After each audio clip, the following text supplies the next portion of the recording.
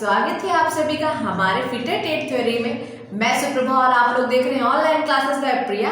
तो आप हमारे वीडियोस को ऐसे ही प्यार देते रहिए जिससे कि मैं आपके लिए अच्छे अच्छे वीडियो लाती रहूं और आप लोगों को ऐसे मोटिवेट करती रहूं।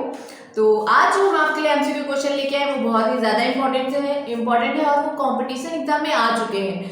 तो प्लीज आप लोग ये वीडियो लास्ट तक देखिएगा, एकदम भी स्किप मत करिएगा, जिससे आप लोगों को पता चल जाए कि इम्पोर्टेंट है या नहीं है।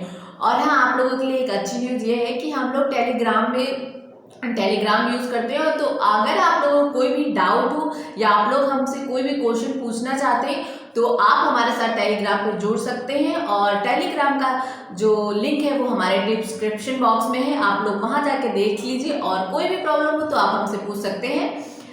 तो चलिए इसी के साथ बढ़ते हैं आज की वीडियो की तरफ। तो जो आज का हमारा जो क्लास है वो बहुत ही ज़्यादा इंपॉर्टेंट है, मैं बोल चुकी हूँ आपसे पहले भी। तो अगर आज आपको ये क्लास अच्छी लगे तो प्लीज़ लाइक करिएगा, शेयर करिएगा और हमारे चैनल को सब्सक्राइब करिएगा।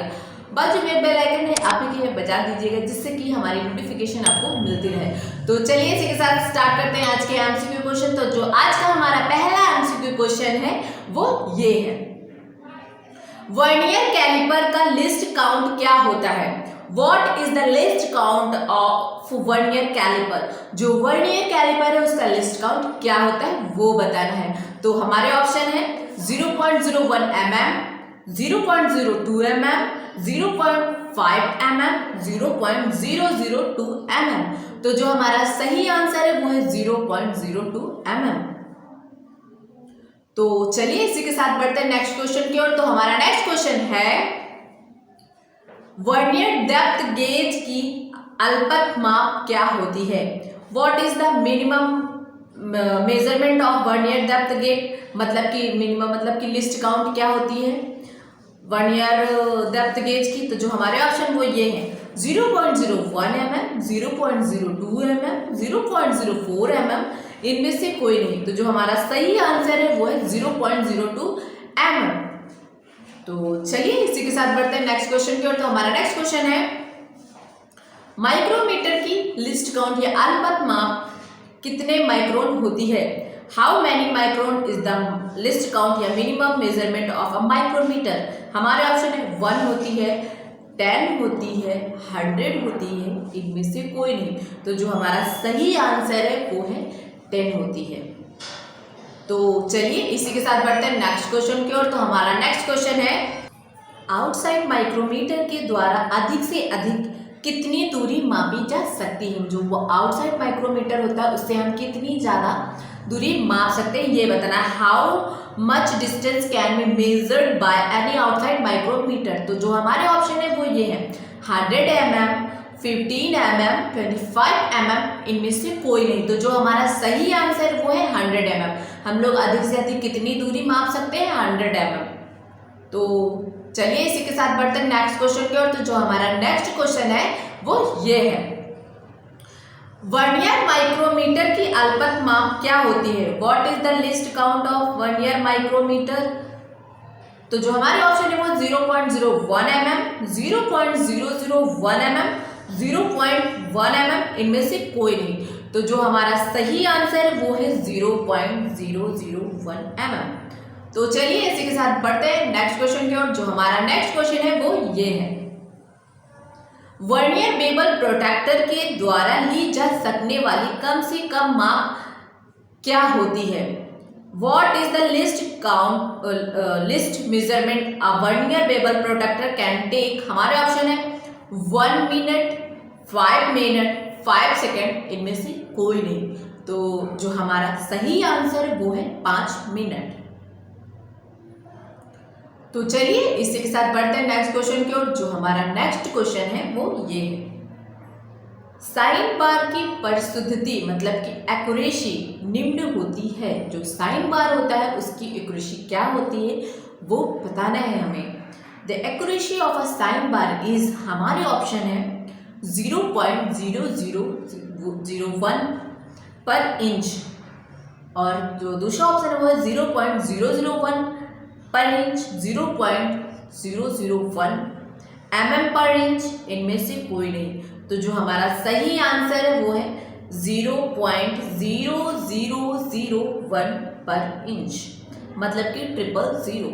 तो चलिए इसी के साथ बढ़ते हैं नेक्स्ट क्वेश्चन की ओर। तो जो हमारा नेक्स्ट क्वेश्चन है वो ये है, स्क्राइबर के सिरों को पत्थर पर घिसकर 12 डिग्री से डैश के कोण पर बनाया जाता है। जो स्क्राइबर होता है उसको 12 डिग्री से और कितने डिग्री तक उसको बनाया जाता है, जो उसका पॉइंट एंगल होता है वो 12 डिग्री से कितने डिग्री तक होता है वो बताना है आपको। The ends of the scriber are made by grinding on the stone at an angle of 12 degree to dot dot dot. हमारे ऑप्शन है 30 डिग्री होता है, 15 डिग्री होता है, 20 डिग्री होता है या 45 डिग्री होता है। तो जो हमारा सही आंसर है वो है 12 डिग्री से 15 डिग्री तक का स्क्राइबर जो है वो ग्राइंड किया जाता है। तो चलिए इसी के साथ बढ़ते हैं नेक्स्ट क्वेश्चन की ओर। तो जो हमारा नेक्स्ट क्वेश्चन है वो ये है, सेंटर पंच का पॉइंट निम्न कोण का होता है। जो सेंटर पंच होता है उसका पॉइंट एंगल क्या होता है वो हमें बताना है। The point of the centre punch is of angle, हमारे ऑप्शन है 60 डिग्री, 90 डिग्री, 30 डिग्री, 120 डिग्री। तो जो हमारा सही आंसर वो है 90 डिग्री। जो सेंटर पंच का जो एंगल होता है वो 90 डिग्री होता है। तो चलिए इसी के साथ बढ़ते हैं नेक्स्ट क्वेश्चन की ओर। तो जो हमारा नेक्स्ट क्वेश्चन है वो ये है, प्रिक पंच का पॉइंट निम्न कोण पर होता है। The point of the prick punch is at the lower angle, मतलब कि जो एंगल होता है वो कितना होता है 60 डिग्री होता है, 90 डिग्री होता है, 30 डिग्री होता है, 120 डिग्री होता है। तो जो हमारा सही आंसर है प्रिक पंच का जो सेंटर मतलब जो प्रिक पंच है उसका जो एंगल होता है वो 30 डिग्री होता है। तो चलिए इसी के साथ बढ़ते हैं नेक्स्ट क्वेश्चन की ओर। तो जो हमारा नेक्स्ट क्वेश्चन है वो ये है, BSW मतलब British standard wide breath thread का एंगल कितना होता है। जो BSW थ्रेड है उसका आपको एंगल बताना है कि कितना होता है। 30 डिग्री होता है, 45 डिग्री होता है, 55 डिग्री होता है, 29 डिग्री होता है। तो जो हमारा सही आंसर है वो है 55 डिग्री होता है। तो चलिए इसी के साथ बढ़ते हैं नेक्स्ट क्वेश्चन की ओर। तो जो हमारा नेक्स्ट क्वेश्चन है वो ये है, एक्मी थ्रेड का एंगल कितना होता है। What is the angle of acme thread, हमारे ऑप्शन है 30 डिग्री होता है, 29 डिग्री होता है, 45 डिग्री होता है, 55 डिग्री होता है। तो जो हमारा सही आंसर है वो है 29 डिग्री होता है। जो एक्मी थ्रेड होती है इसका जो एंगल होता है ये 29 डिग्री होता है। तो चलिए इसी के साथ बढ़ते हैं नेक्स्ट क्वेश्चन की ओर। तो हमारा नेक्स्ट क्वेश्चन है, नक्कल थ्रेड का कितना एंगल होता है। How much angle does the scopic thread मतलब कि नक्कल थ्रेड हैव, हमारे ऑप्शन है 55 डिग्री, 29 डिग्री, 0 डिग्री, इनमें से कोई नहीं। तो जो हमारा सही आंसर वो है 0 डिग्री। जो नक्कल थ्रेड है ये कहाँ पाई जाती है, जो बोतल होती है, जो बोतल पानी वाली बोतल होती है उसके ऊपर जो कैप होता है उसमें जो थ्रेड कटी होती है वो नक्कल थ्रेड होती है। तो चलिए इसी के साथ बढ़ते हैं नेक्स्ट क्वेश्चन की ओर। तो जो हमारा नेक्स्ट क्वेश्चन है वो ये है, स्क्वायर थ्रेड का एंगल कितना होता है। What is the angle of square thread, हमारे ऑप्शन है 30 डिग्री होता है, 60 डिग्री होता है, 90 डिग्री होता है, 45 डिग्री होता है या 90 डिग्री होता है। तो जो हमारा सही आंसर है वो है 90 डिग्री होता है। जो स्क्वायर थ्रेड होती है उसका जो एंगल होता है वो 90 डिग्री होता है। तो चलिए इसी के साथ बढ़ते हैं नेक्स्ट क्वेश्चन की ओर। तो जो हमारा नेक्स्ट क्वेश्चन है वो ये है, स्टील रूल पर हम छोटी से छोटी माप ले सकते हैं। जो स्टील रूल होता है वो उस पर हम कितनी माप ले सकते हैं वो बताना, छोटी से छोटी।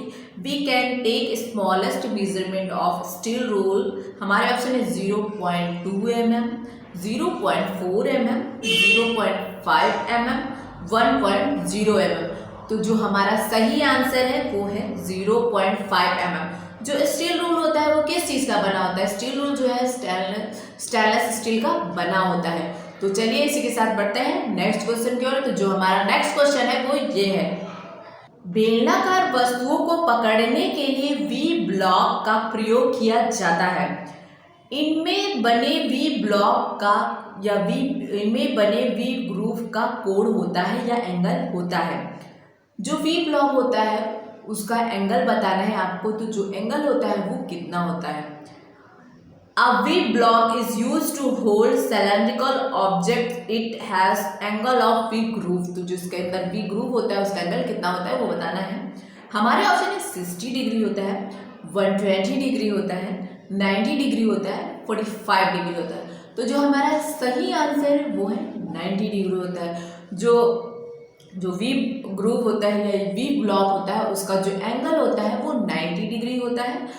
तो चलिए इसी के साथ बढ़ते हैं हम नेक्स्ट क्वेश्चन की ओर। तो जो हमारा नेक्स्ट क्वेश्चन है वो ये है, हेक्सा ब्लेड की लंबाई होती है, हेक्सा ब्लेड की जो लेंथ होती है वो आपको बताना है कि हेक्सा ब्लेड की लेंथ कितनी होती है। 30 mm होती है, 40 mm होती है, 55 mm होती है, इनमें से कोई नहीं। तो जो हमारा सही आंसर वो है 30 mm होती है। जो हेक्सा ब्लेड की जो लंबाई है वो 30 mm तक होती है, जो मतलब, और जो हेक्सा ब्लेड की जो लंबाई है वो कहाँ से कहाँ मापी जा रही है। मान लीजिए ये हेक्सा ब्लेड है, ये पूरा हेक्सा ब्लेड है, ठीक है, ये पूरा हेक्सा ब्लेड हो गया मान लीजिए। तो इसके सेंटर से इसके सेंटर के बीच में जो लेंथ नापी जाएगी, इन दोनों के बीच की जो लेंथ होगी वही लेंथ बताई जाती है हेक्सा ब्लेड की लेंथ है। मतलब उस साइड के इस सेंटर से लेके इस सेंटर से लेके और इस सेंटर से लेके जो भी आएगा वो इसकी लेंथ होगी, मतलब कि 30 mm। तो आज आई होप आज आपको ये क्लास बहुत ही ज़्यादा अच्छी लगी हो, और अगर आपको ये क्लास अच्छी लगी हो तो please comment box, I hope आज आपको ये क्लास बहुत ज़्यादा अच्छी लगी हो। अगर आपको आज की ये क्लास अच्छी लगी होगी तो प्लीज़ कमेंट बॉक्स में कमेंट करके ज़रूर बताइएगा कि आपको आज की क्लास कैसी लगी। और अगर आपको ये वीडियो अच्छी लगी तो प्लीज़ इस वीडियो को लाइक करिएगा, ज़्यादा से ज़्यादा शेयर करिएगा, और अगर आप हमारे चैनल पे आज पहली बार जुड़ रहे हैं तो हमारे चैनल को सब्सक्राइब करिएगा। ज़्यादा कुछ नहीं करना है, रेड बटन को ग्रे करना है और बाजू में एक बेल आइकन है जिस पे ऑल पे टिक करिएगा, जिससे कि आपको पता चल जाए कि मैं कब आ रही हूँ, कब जा रही हूँ, मतलब कि हमारी लेटेस्ट अपडेट आपको मिलती रहे।